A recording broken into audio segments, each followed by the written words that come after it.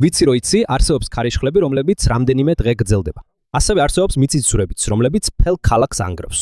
მაგრამ მათთვის ვინც არ იცის, არსებობს ერთი სტიქიური უბედურება, რომელსაც შეუძლია რამდენიმე წუთში დიდი ზიანი მიაყენოს. ეს არის ტორნადო. პირველ შეხედვაზე ეს უბრალოდ მბრუნავი ჰაერის სვეტია.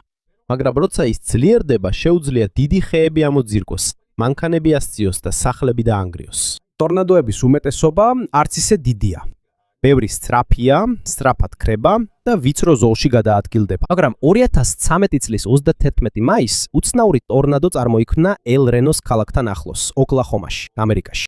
ვაუ, მანქანა ტორნადომ პირდაპირ დაარტყა. ღმერთო ჩემო, ეს ნამდვილი მონსტრია. ეს მონსტრი არის ელ-რენოს ტორნადო. ის უზარმაზარია, სწრაფია და გაუთვალისწინებელი. დღემდე ეს კვლავ ითვლება ყველაზე ფართო ტორნადოდ, რომელიც თანამედროვე ისტორიაშია დაფიქსირებული. აშშ-ის ეროვნული მეტეოროლოგიური სამსახურის მიხედვით, მისი სიგანე 4 კილომეტრზე მეტი იყო და სულ რაღაც 1 წუთში თხელი ტორნადოდან გადაიქცა ასეთაც. ის სწრაფად გაფართოვდა და გადაიქცა უზარმაზარ მბრუნავ ქარისა და წვიმის კედლად. ამიტომ ბევრ შტორმის მდევარს დაუჭირდა ტორნადოს ნამდვილი ცენტრის განსასვლა. ზოგიერთმა იფიქრა, რომ ჯერ კიდევ უსაფრთხო ადგილას იყვნენ. მაგრამ სინამდვილეში ისინი უკვე ამ უზარმაზარი ცირკულაციის შიგნით აღმოჩნდნენ.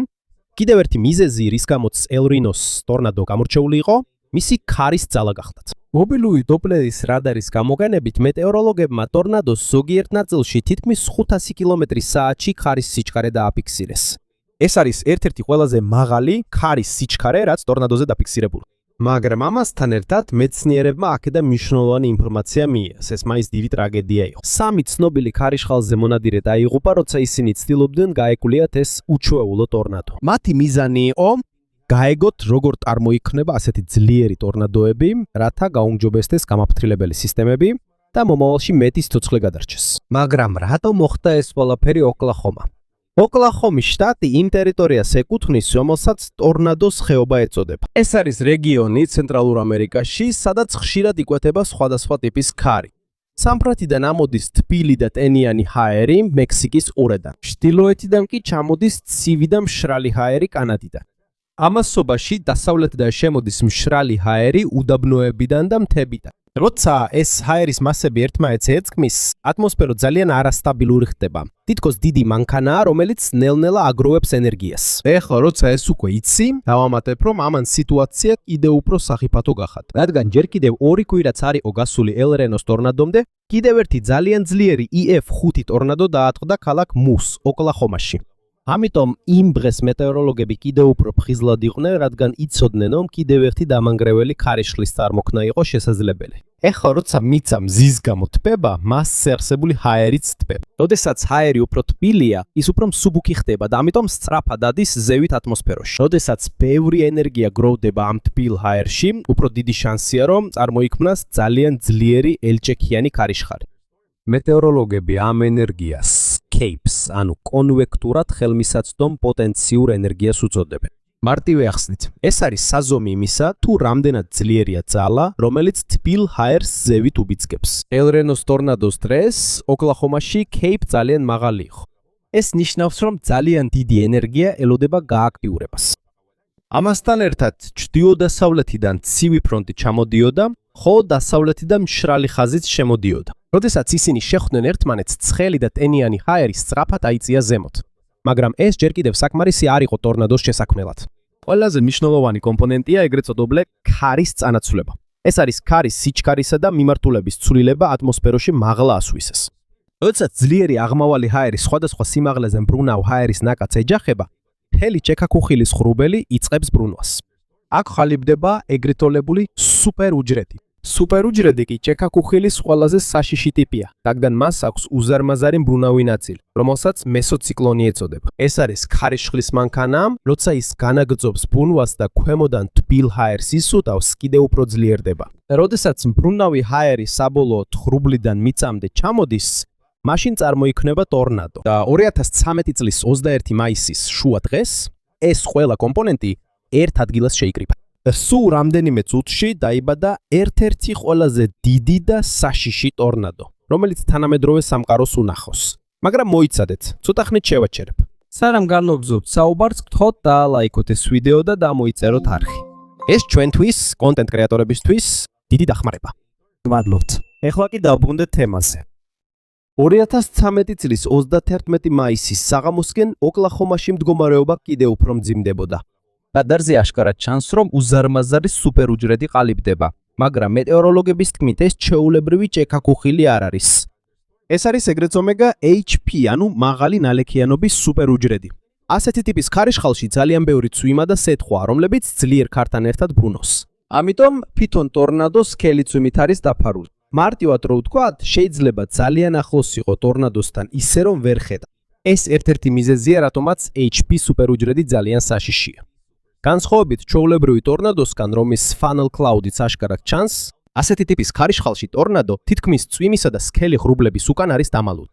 კიდევ ერთი მოვლენა არსებობს, რომელმაც სიტუაცია კიდევ უფრო გააუარესა. ატმოსფეროს ზემოთ არის თხელი ფენა, ცხელი ჰაერის, რომელსაც CAPS უწოდებენ. წამოიდგინეთ ეს როგორც სახურავი ადუღებულ ქვაბზე. სანამ სახურავი დახურულია, სითბო და წნევა შიგნით გროვდება. იგივე მოხდა ოკლაჰომაში. ცხელი და ტენიანი ჰაერი აგრძელებს დაგროვებას CAPS ქვემოთ. მაგრამ ის ვერ ადის ზემოთ, რადგან ზემოთ უფრო ცხელი ჰაერი აფერხებს მას. დროის გასვლასთან ერთად კიდევ უფრო მეტი ენერგია გროვდება და ახლობით 4:30-ზე CAP საბოლოოდ გატყდა, ხოლო რამდენიმე წუთში მოულოდნელად დაიწყო ღრუბლების სწრაფი ფორმირება. ამინდის დაკვირვებების მიხედვით, ჭექაქუხილის ღრუბელი ძალიან სწრაფად გაიზარდა. მისი მაღალი ღრუბლები თითქმის 15 კილომეტრამდე ავიდა ძალიან მოკლე დროში. ეს ნიშნავს, რომ ყველა პირობა მზად იყო ძალიან ძლიერი ტორნადოს შესაქმნელად.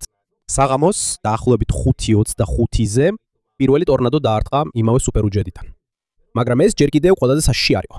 რამდენიმე წუთის შემდეგ, დაახლოებით 6 საათზე, ელ რენოს სამხრეთ-დასავლეთით დაიწყო უფრო დიდი ქარის მორევის ფორმირება. თავდაპირველად მას განსაკუთრებული სახე არ ჰქონდა. ეს იყო უბრალოდ პატარა მბრუნავი, მტვრის ღრუბელი, ბნელი ღრუბლის ქვეშ. თუ შორიდან შეხედავდი, იფიქრებდი, რომ ეს იყო ჩვეულებრივი ტორნადო, რომელიც ხშირად ჩანს ტორნადოების სარტყელში. მაგრამ იყო რაღაც, რასაც თვალი ვერ ხედავდა.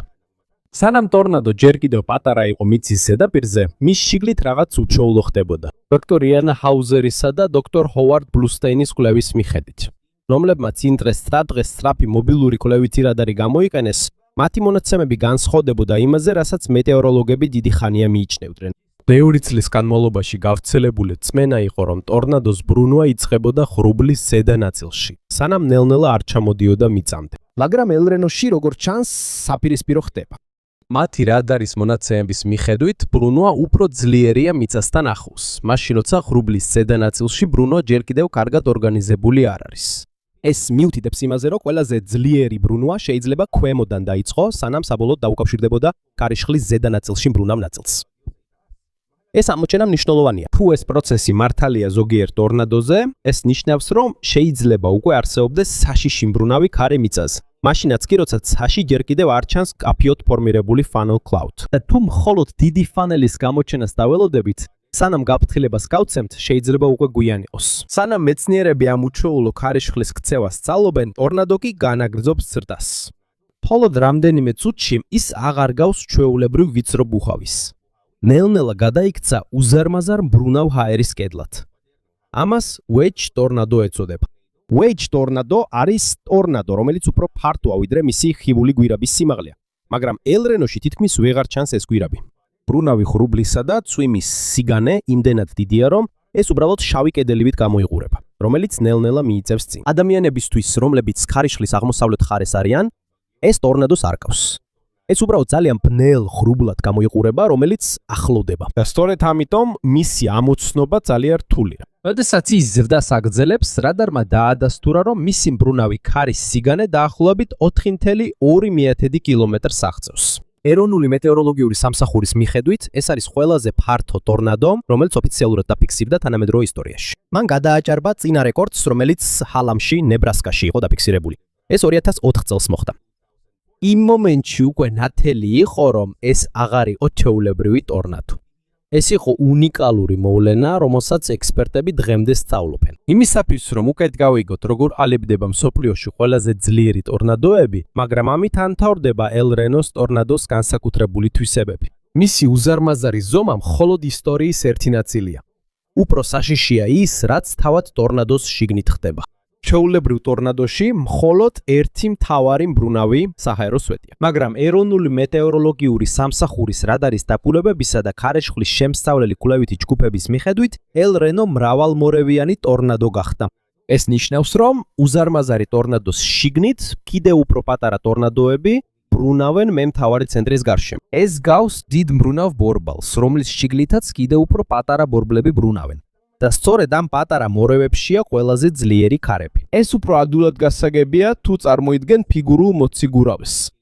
როცა მისი ხელები გაშლილია, ის ასე სწრაფად არ ტრიალებს. მაგრამ როცა ხელებს სხეულთან ახლოს მიიტანს, მისი ტრიალი უცებ ჩქარდება. თითქმის იგივე ხდება ტორნადოს შიგნითაც. როდესაც პატარა მბრუნავი ქარები უფრო ვიწროვდებიან, ისინი კიდევ უფრო ჩქარდებიან. ამის გამო ტორნადოს ზოგი ნაწილი უფრო საშიშია, ვიდრე სხვა ნაწილები. იმ დღეს ორი მობილური დოპლერის რადარი მუდმივად მიხვებოდა ელ რენოს ტორნადოს.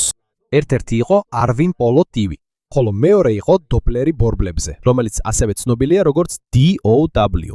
ამ რადარებს მონაცემების აღება უფრო სწრაფად შეუძლიათ, ვიდრე ჩვეულებრივ ამინდის რადარებს. ამიტომ მათ უფრო მკაფიოდ დაინახეს რა ხდებოდა სიანდვილეში ქარიშხლის შიგნით. მათი გაზომვების მიხედვით ტორნადოს ზოგიერთ ნაწილში ქარის სიჩქარე თითქმის 500 კმ/სთ აღწევდა. ეს ნიშნავს, რომ ელ რენო არა მხოლოდ ერთ-ერთი ყველაზე დიდი ტორნადო იყო, რომელიც ოდესმე დაფიქსირებულა, არამედ მასშიც თანამედროვე მოწყობილობებით ერთ-ერთი ყველაზე ძლიერი ქარი გაზომეს. მაგრამ კიდევ ერთი მიზეზი არსებობს, თუ რატომ იყო ეს ტორნადო ასეთი საშიში. მთავარი ტორნადოს შიგნით მხოლოდ პატარა ვორტექსები კი არ ბრუნავდნენ. როდესაც მთელი ტორნადო აღმოსავლეთისკენ მოძრაობდა, მის შიგნით არსებული პატარა ვორტექსები თავიანთი მიმართულებით და სიჩქარით ბრუნავდნენ. ხანდახან ისინი ძალიან სწრაფად გამოდიოდნენ მთავარი ტორნადოდან და შემდეგ ისევ ბრუნდებოდნენ შიგნით. ამიტომ თითქმის შეუძლებელია მათი ზუსტი მოძრაობის წინასწარ განსაზღვრა. ეს გავს ბევრ მბრუნავ მინი ტორნადოს, რომლებიც ერთ დიდ ტორნადოში ერთად მოძრაობენ. თვით გამოცდილ შტორმის მდევრებსაც კი უჭირდათ განსაზღვრა, სად იყო უსაფრთხო გზა. შეიძლება გეგონოს, რომ უსაფრთხოდ ხარ, რადგან მთავარი ტორნადოს მოძრაობას მიხვები.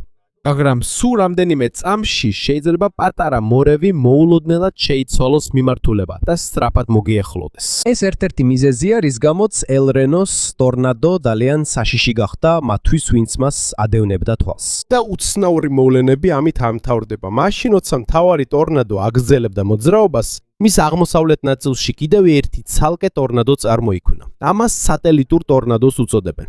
ეს არ არის მთავარი ტორნადოს შიგნით არსებული პატარა მორევების ნაწილი.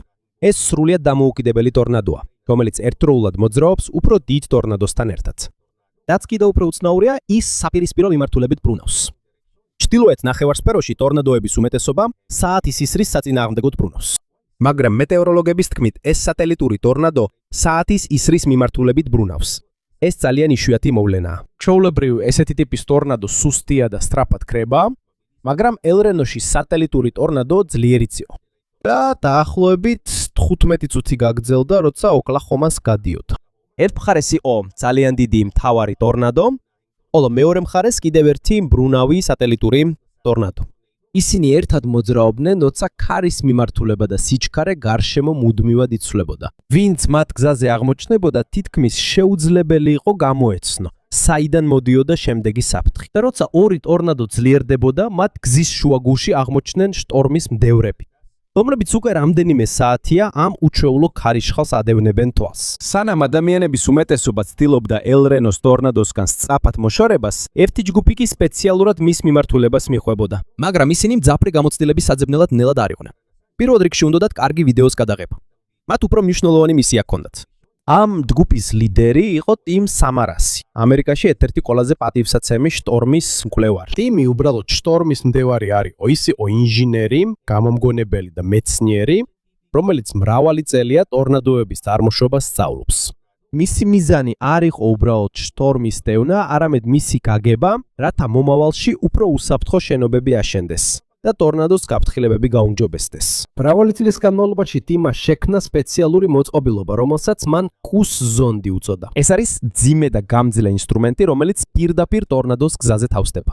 როდესაც ტორნადო მასზე გადის, ის ზომავს ჰაერის წნევას, ქარის სიჩქარეს და სხვა მონაცემებს, რომლებიც ჩვეულებრივი ამინდის რადარისთვის მიუწვდომელია. ეს ინფორმაცია ძალიან მნიშვნელოვანია, რადგან რადარების უმეტესობა შტორმის მაღალ ნაწილს აკვირდება, მაგრამ Turbo Pro პირდაპირ ზომავს იმას, რაც მიწაზე ხდება, სადაც ტორნადოს ზემოქმედება ყველაზე ძლიერია.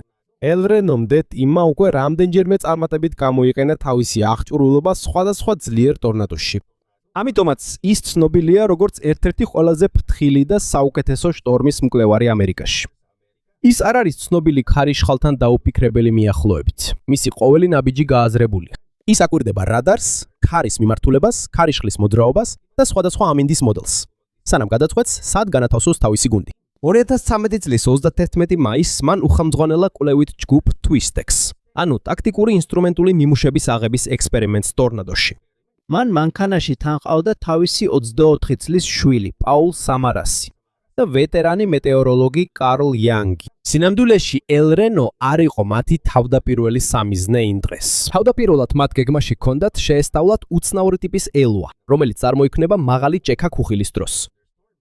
მაგრამ ბრის მეორე ნახევარში მათ შენიშნეს, რომ ელ-რენოსთან ახლოს სუპერუჯრედი სწრაფად ძლიერდებოდა.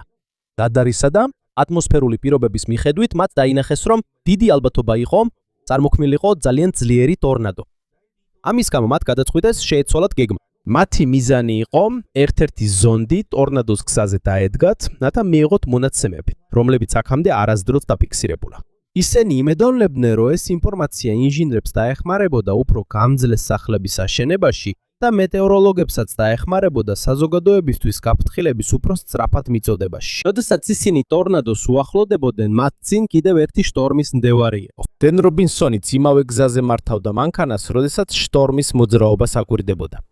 ყველასთვის ჩანდა, რომ ისინი ჯერ კიდევ უსაფრთხო მანძილზე იყვნენ, მაგრამ მათ არ იცოდნენ, რომ ტორნადო სწრაფად ცვიდა ფორმას. როდესაც ის იზრდებოდა, მხოლოდ ტორნადოს ცენტრი არ ფართოვდებოდა. ასევე მისი გარემბრუნავი ქარები სწრაფად შორდებოდა ცენტრს. ამის გამო ნამდვილი ზომის დანახვა კიდევ უფრო გართულდა. მისი ზომის დანახვა კიდევ უფრო გართულდა, რადგან ის დაფარული იყო.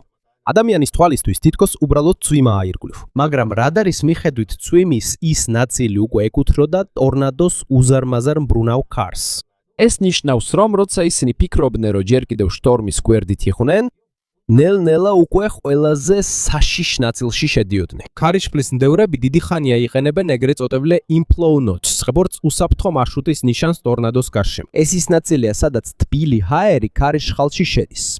ტორნადოების უმეტესობაში ეს ნათლად ჩანს და ძალიან ეხმარება უსაფრთხო დისტანციის განსაზღვაში. მაგრამ ელ-რენოში ყველაფერი მოულოდნელად შეიცვალა. როცა ტორნადო განაგრძობდა გაფართოებას, inflow notch-ი დაიწყო დახურვა. ის ნელ-ნელა დაიფარა მბრუნავი ცვიმითა და ქარით. ამის გამო თითქმის შეუძლებელი გახდა გაგეგოს, სად მთავრდება ტორნადო და სად იწყება უსაფრთხო ადგილი.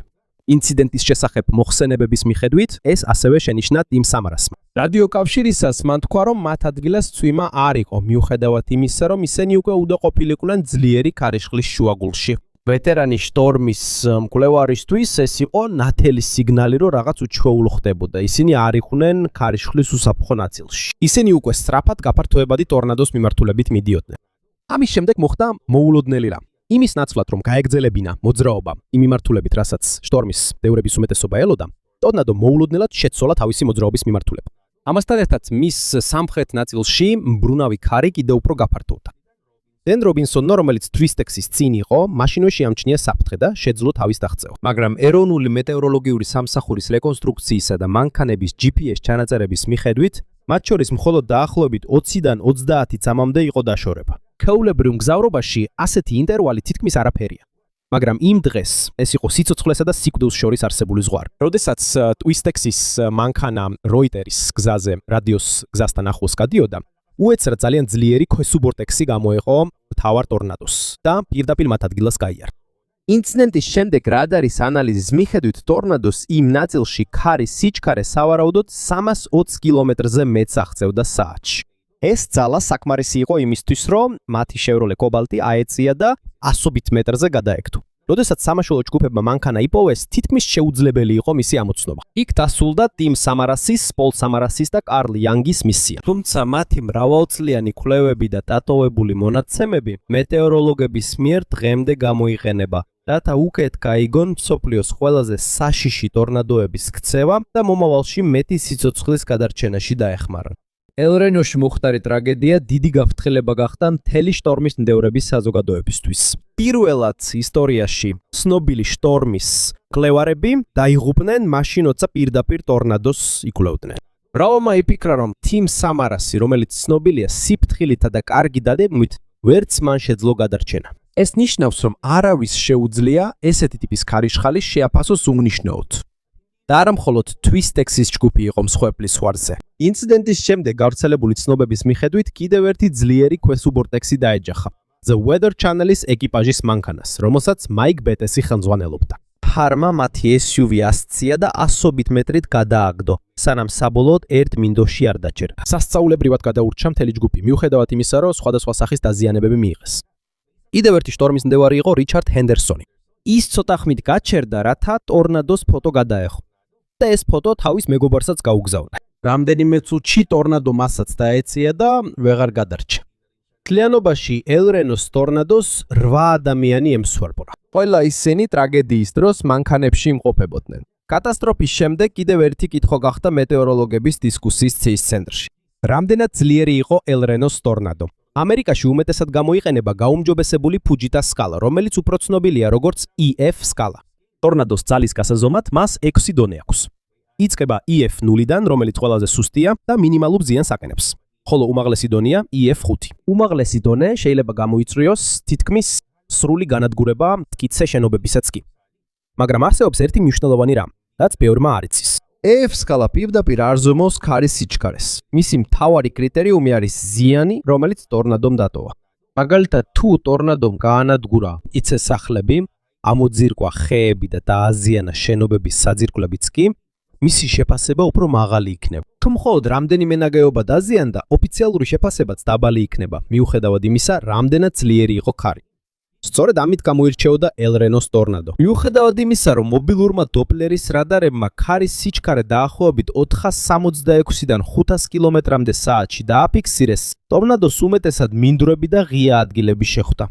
მხოლოდ რამდენიმე გამძლე შენობა დაზიანდა პირდაპირ. ამის გამო მიწაზე დაფიქსირებული ზიანი მხოლოდ EF3 დონეს შეესაბამებოდა. თავდაპირველად იყო საუბარი იმაზე, უნდა მიეღოთ თუ არა SEF5 დონეთ, რადგან რადარმა ძალიან მაღალი ქარის სიჩქარე დააფიქსირა. თუმცა, მოგვიანებით ეროვნული მეტეოროლოგიური სამსახურის ოფიციალური შეფასება EF3 დარჩა, რადგან ეს შეესაბამება ამჟამინდელ სტანდარტებს EF სკალის გამოყენებაში. ყველა არ დაეთანხმა ამ გადაწყვეტილებას. ევრი მეტეოროლოგი და ტორნადოს მკვლევარი თვლის, რომ დღეს მხოლოდ ზიანის მიხედვით შეფასება საკმარისი არ არის. მათი აზრით, თუ არსებობს თანამედროვე რადარი, რომელსაც შეუძლია ქარის ნამდვილი სიძლიერის გაზომვა, ესეც უნდა იყოს გათვალისწინებული ტორნადოს კლასიფიკაციაში. ეს საკითხი მნიშვნელოვანია, რადგან ინჟინრები ასეთ მონაცემებს იყენებენ საავადმყოფოების, სკოლების, ხიდებისა და სხვა მნიშვნელოვანი ინფრასტრუქტურის დაპროექტებისას. თუ ტორნადოს ნამდვილი სიმძლავრის შეფასება არასწორია, შეიძლება მომავალი კატასტროფებისთვის აშენებული შენობების სიმტკიცეც არასაკმარისი იყოს. მიუხედავად იმისა, რომ ელ-რენოს ოფიციალური შეფასება არ შეცვლილა, ერთი რამ ნამდვილად შეიცვალა. მან შეცვალა ექსპერტების დამოკიდებულება ტორნადოსადმი. ამ ინციდენტის შემდეგ შტორმის მდევრები უფრო ფრთხილად ეკიდებიან ფართო ვეჯ ტორნადოსთან მიახლოებას. ადრე ქარიშხლის ზოგიერთი ნაწილი უფრო უსაფრთხოდ მიიჩნეოდა მისასვლელად, მაგრამ ელ-რენომ აჩვენა, რომ ტორნადოს მიმართულება, ზომა და მოძრაობა შეიძლება რამდენიმე წუთში შეიცვალოს. ასევე განხილვის თემად იქცა გზებზე შტორმის მდევრების მზარდი რაოდენობა. ყოველი დიდი ტორნადოს დროს ასობით ან ზოგჯერ 1000 ადამიანი მისდევს ქარიშხალს ვიდეოს გადასაღებად. თუ ისინი ერთ ადგილზე ერთად შეიკრიბებიან, შეიძლება გადაკეტონ გზები, რომლებიც სწრაფი ევაკუაციისთვის არის საჭირო. ელ-რენოს დღეს ბევრი ადგილობრივი მაცხოვრებელიც მაშინვე გაიქცა, რადგან მათ ჯერ კიდევ ახსოვდათ დამანგრეველი მური ტორნადო, რომელიც ამდენიმე დღით ადრე მოხდა. რამდენიმე მთავარ მაგისტრალზე ძლიერი საცობი წარმოიშვა. საბედნიეროდ ელ-რენოს ტორნადო დასუსტა და გაქრა. მანამდე სანამ ყველაზე გადათმირთფულ საცობის ნაწილს მიაღწევდა. ექსპერტების თქმით, თუ ტორნადო იქამდე მიაღწევდა, როცა მანქანები გადათმირთული იყო, შესაძლოა კიდევ უფრო მეტი ადამიანი დაზარალებულიყო. ყველა ამ ტრაგედიის მიუხედავად ელ-რენოს დიდი ცვლილი მიუძღვის მეტეოროლოგიის სფეროში. ეხლა უფრო ნათელია, რადგან მეცნიერებმა გაიგეს, რომ არსებობს ტორნადოები, რომლებიც შეიძლება რამდენიმე წუთში სწრაფად გაფართოვდეს. მეცნიერებმა ასევე უკეთ გაიგეს, რამდენად საშიშია მრავალვორტექსიანი ტორნადო და რამდენად რთულია მის შიგნით არსებული სუბვორტექსების მოძრაობის დაფიქსირება. მობილური რადარებიდან და კვლევითი ჯგუფების მიერ დატოვებული ინსტრუმენტებიდან შეგროვებული მონაცემები დღემდე გამოიყენება ტორნადოს შესასწავლად და ამინდის პროგნოზირების გასაუმჯობესებლად. დღემდე ელ-რენოს ტორნადო უნიკალურ მოვლენად რჩება. ეს არა მხოლოდ იმიტომ, რომ ეს იყო თანამედროვე ისტორიაში ყველაზე ფართო ტორნადო, არამედ იმიტომაც, რომ მან აჩვენა, რამდენი რამ რჩება ბუნების შესახებ ადამიანისთვის ჯერ კიდევ გაუგებარი. თანამედროვე რადარების, სატელიტებისა და კომპიუტერული მოდელების მიუხედავად, ბუნებას ჯერ კიდევ შეუძლია გააოცოს საუკეთესო ექსპერტებიც კი. და ალბათ ეს არის ყველაზე მნიშვნელოვანი გაკვეთილი, რომელიც ელ-რენოს ტორნადომ დაგვიტოვა. როდესაც ჩვენ ვაგრძელებთ ამინდის შესწავლას და ვქნით უფრო თანამედროვე ტექნოლოგიებს, არ უნდა დავკარგოთ პატივისცემა ბუნების ძალისადმი. რადგან სულ რამდენიმე წუთში მას შეუძლია ყველაფერი შეცვალოს.